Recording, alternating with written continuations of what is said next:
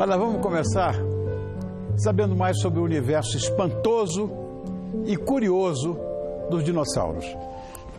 Com a ajuda de um mestre e doutor em paleontologia pelo Instituto de Geociências da Universidade de São Paulo. Eu acho que não existe nenhum currículo mais impecável do que esse. Boa noite, Luiz Eduardo Anelli. Boa noite. Você está bom, querido? Obrigado por ter vindo. Tudo bem. Muito obrigado pelo convite. Eu que agradeço. Fica à vontade, está em casa e eu sou aqui, como eu te falei em off, um apaixonado por paleontologia. Muito apaixonado, pode ter certeza. Que bacana. Bom, vamos começar com a nossa história. Vamos esclarecer primeiro. Luiz, como é que surgiram os dinossauros aqui na Terra?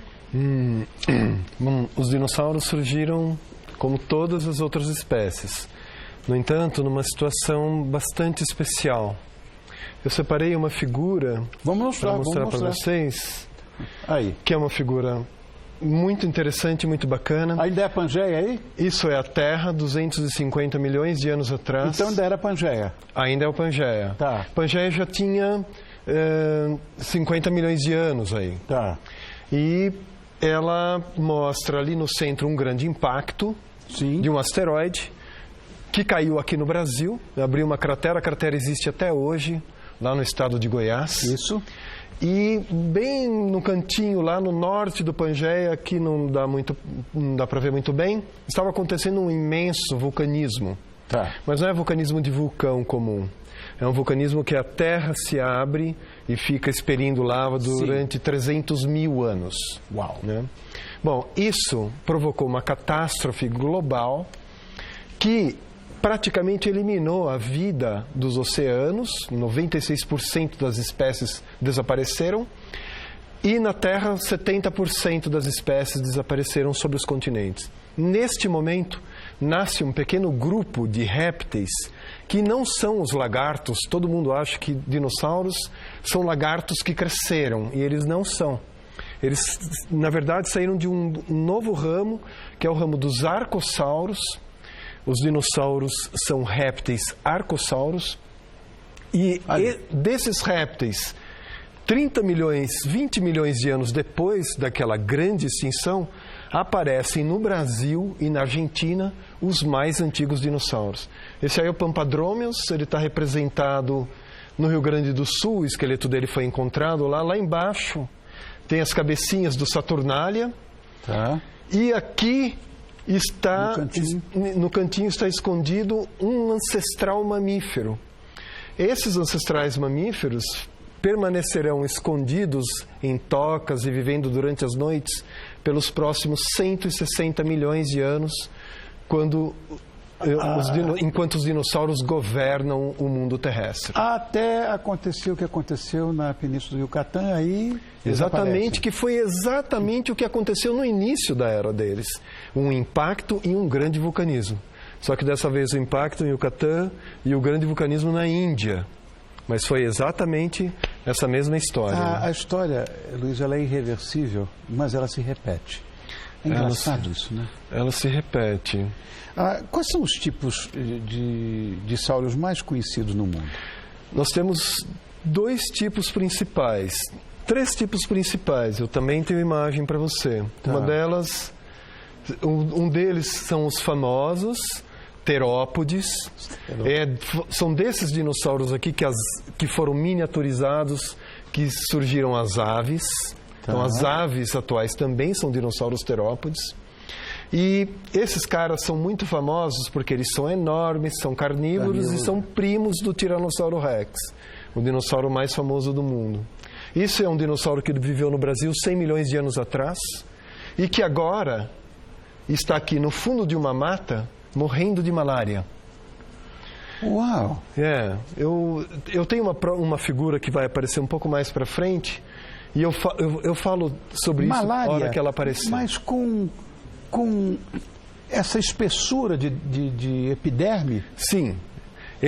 Os mosquitos, eles são capazes, como eles fazem ainda hoje, existem mosquitos especialistas em sugar sangue só de répteis, de anfíbios, de todos os grupos. Sim. Eles colocam o bico entre as escamas Tá. ou nas mucosas do olho, ou nas mucosas do nariz. E ali eles infectavam os dinossauros. Os dinossauros viveram um inferno durante o período Cretáceo, porque era muito quente e os insetos eram seus principais predadores. Predadores, imagina, não? Sim. Esse é o outro grupo muito famoso, que são os pescoçudos, são os titanossauros. Também viveu no Brasil 70 milhões de anos atrás. Aqui eu coloquei uma coisa que eu queria te falar, Rony, que tão maravilhoso quanto os dinossauros são os lugares para onde eles nos levam. Tá. Então veja só, não está aparecendo, mas lá no fundo existe um vulcão, que é o famoso vulcão de Poços de Caldas, que todo mundo já ouviu falar. Sim, claro. Mas ninguém nunca ouviu falar que esse vulcão pode ter sido, olha lá, ele aparece lá. Estou vendo. Ele pode ter sido a maior montanha que já existiu na América do Sul. Ele pode ter chegado a 5 mil metros de altitude. Mas hoje ele está completamente arrasado. Aqui existem as bromélias, Essa aí é uma... que já são, ó... Essa é uma guzmania. Isso, quando nós olhamos para as bromélias hoje, nós estamos olhando para a história, elas já são, ó, Claro. E muito tem uma legais. Dickinsônia celoiana ali também. Tem uma Dickinsônia? Olha Eu que sou legal. botânico, então eu fico com essas coisas, eu fico maluco. Pois é, com eu isso aí. queria falar um pouco mais das plantas. Podia voltar Pode? rapidamente? Pode, ele volta. Ele está num grande cânion, esse é o maior dinossauro brasileiro, o Australoposeidon. Ele está num grande cânion aberto, numa rocha arenosa. Passo próximo. E aí... Numa rocha arenosa formada 70 milhões de anos antes no Brasil, Uau. num grande e imenso e maior deserto de dunas que já existiu no mundo, onde dinossauros do outro terceiro tipo mais famoso, que são os ornitópodes, deixaram centenas de milhares de pegadas que são hoje conhecidas nas calçadas do interior de São Sim. Paulo, São Carlos e Araraquara, né? E o que é maravilhoso aqui, queria dizer duas coisas, é que muitos dos nossos tesouros atuais foram construídos na pré-história. Um deles é o fato de que esse deserto deu origem a uma rocha porosa. Né? A gente faz xixi na areia, Sim. O xixi percola. Sim. Essa rocha porosa é hoje... Que nasceu no deserto mais seco que já existiu nesse mundo, é hoje o terceiro maior aquífero subterrâneo do mundo, o aquífero Guarani. Guarani, esse é o maior que existe. Verdade. E os dinossauros não foram lá emporcalhar ele, só deixaram pegadas no grande deserto. Olha que ironia. Sensacional. E neste momento, também estava acontecendo nesse deserto, isso são 140 milhões de anos, um grande derrame vulcânico, que durou 10 milhões de anos, que empilhou 2 quilômetros de lava e que hoje dá origem a um dos nossos maiores tesouros, que é a Terra Roxa. Ela deriva das rochas desse vulcanismo aí. Você escreveu um livro, que é O Brasil dos Dinossauros. Sim. Não sei se a gente tem, eventualmente, o Brasil dos Dinossauros. O que é que você faz para mim exatamente sobre... Aí está. É isso aí. Que capa bacana, hein, Luiz? Bom, esse foi um livro ilustrado por Rodolfo Nogueira, que em 2016 foi considerado o maior paleoartista do mundo. Que lindo. Que é quem reconstrói a pré-história. E é um livro que vai mostrar a pré-história do Brasil como ela nunca foi mostrada antes, né? Bom, você trouxe aqui umas réplicas de crânios. Vamos falar sobre elas? Vamos falar um pouquinho. Quem você acha aqui que não é um dinossauro? Bom, eu acho que todos, esses aqui são todos dinossauros, não? Não são todos dinossauros. Esse cara aqui não é um dinossauro. Está vendo por quê? Ele não tem essa fenestra, essa grande janela na frente dos olhos. Tá. Não tem. O crânio do dinossauro é muito reptiliano. Né? Ele tem essa fenestra chamada fenestra anterorbital, tem essas duas fenestras e outras características da dentição e da mandíbula e tal. Né? Já segurou o crânio de um dinossauro? Não. Esse é um dinossauro brasileiro, o Pycnonemosaurus. Ele está em escala aqui porque ele é desse tamanho. É enorme, é verdade. Né? E é um dinossauro que viveu no Brasil entre 70 e 80 milhões de anos atrás. Este cara é o Herrerasaurus. É o dinossauro mais antigo do mundo. Veja como ele é. Eles são muito conservadores, né, na anatomia deles, do crânio. Mas é um dinossauro argentino. Ele é 2 milhões de anos mais antigo que os nossos mais antigos dinossauros. Que, aliás, andaram remontando um gigantesco lá na Argentina. Argentinossauro? Não é argentinossauro, é o patagossauro, patagotitã. Patagotitã. Esse é um dinossauro pequenino. Mas todos os raptors aqui não? Não são todos raptores. Não são todos raptores. Acho que nós não temos nenhum raptor aqui. E esse cara, vê que ele não tem a fenestra. Não tem. Mas ele tem uma aparência muito reptiliana. Tem. Mas esse aqui é o seu tataravô. Esse cara aqui. É aquele que tem aquela vela nas costas. Sei. E todo mundo acha que é um dinossauro, mas não é. E ele tem a única fenestra, essa fenestra aqui atrás dos olhos. Mas é um sáurio ele? Ele não é mais um sáurio. Ele é um sinápsido. Ele tem apenas uma abertura no crânio. Como você. Só que não é o ouvido, é uma abertura, tem um arco aqui, é o arco zigomático. Você tem uma cavidade ali, é essa cavidade aqui que foi transformada. Né? Olha que legal isso aí. É maravilhoso. Olha que pauta, Mara. Quem é que armou essa pauta para mim? Andréia, você é insuportável, não sei se ela está aí, mas muito legal essa pauta. Muito bonitos os crânios. Bom, vamos falar agora de uma descoberta que eu achei incrível. Super. Em novembro, cientistas brasileiros e chineses, eu acompanhei isso, descobriram na China, acho que foram mais de 200 ovos de pterossauros, né? Sim.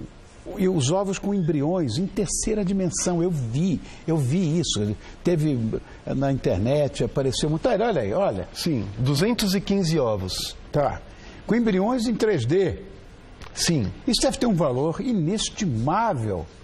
Muito. Para a paleontologia, para a ciência, olha. Sim.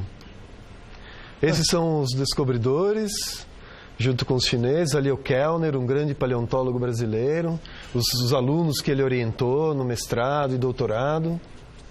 E essa é uma reconstrução. Bom, por que isso é legal? Né? Porque, são 215 ovos com 120, 130 milhões de anos. E os pterossauros, diferente dos dinossauros, foram extintos completamente.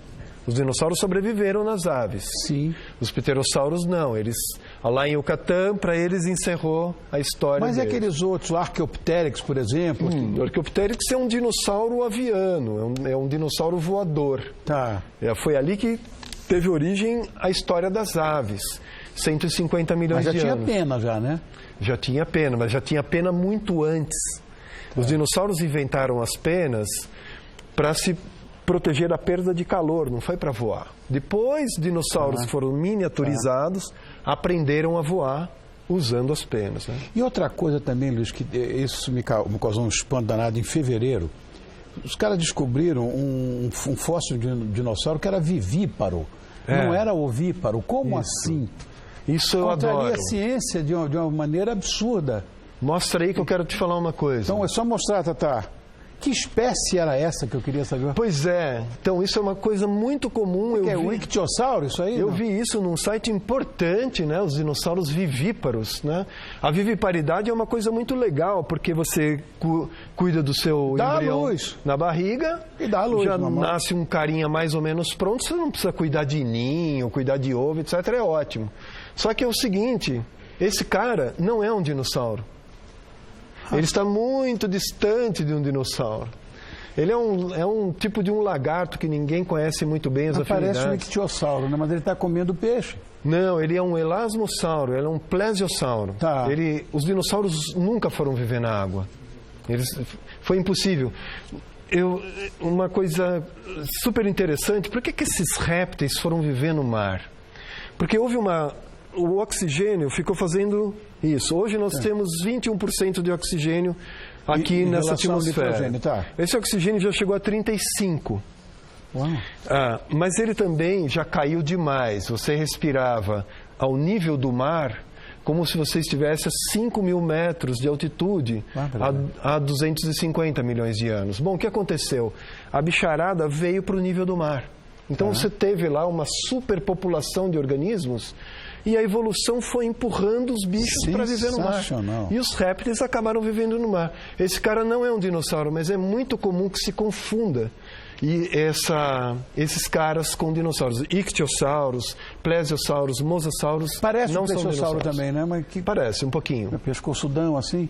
Mas eles já eram vivíparos. É muito bom ser vivíparo. Pô, Luiz, eu vou dizer uma coisa, é porque nós estamos na televisão, mas eu quero continuar esse papo, nem que você volte aqui.